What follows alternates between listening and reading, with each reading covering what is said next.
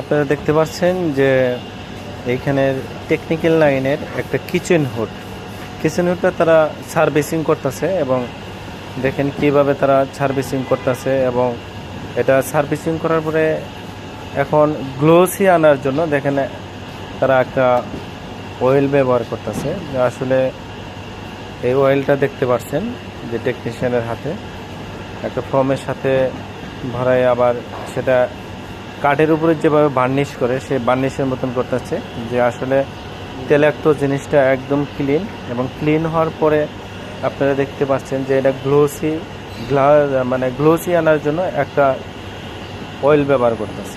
এবং আসলে এই কিচেনটা সবাই আসলে এইখানে সার্ভিসিং করতে পারে না, এটা আসলে ক্রিটিক্যালি জিনিস, যে বা অনেকে জানেই না যে এটা কী দিয়ে আপনার সার্ভিসিংটা করতে হয়। আসলে টেকনিক্যাল লাইনের অনেকের গুণাগুণ আছে, সেক্ষেত্রে গুণাগুণ বলে শেষ করা যায় না।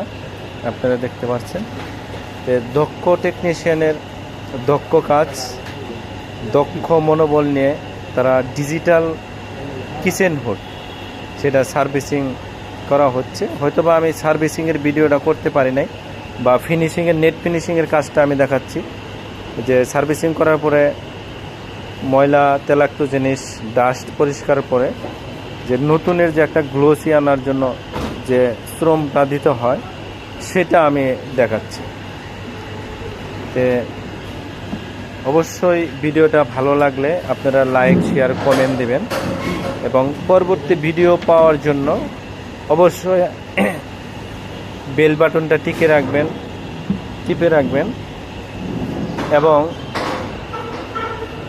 অনলাইন প্ল্যাটফর্মে যারা আমরা কাজ করি একে অপরে আমরা যদি হেল্প না করি বা কেউ আগাইতে পারবে না। এটা কাউকে পয়সা দিতে হয় না, কার টাকা খরচ করতে হয় না, জাস্ট হাতের টাচ, আঙ্গুল বসে একটু লাইক দেওয়া বা 2টা অক্ষর লেখা কমেন্ট করা, এতেই আপনি একজন সফলতা অর্জনের সুফল মুখ দেখতে পায়, সেটা যেই হোক না কেন।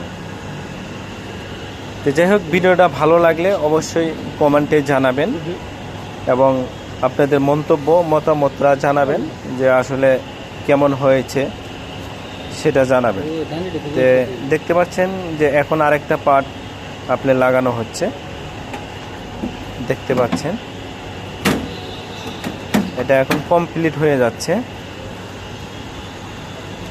কমপ্লিট সেকেন্ড নেটটা লাগানো হচ্ছে।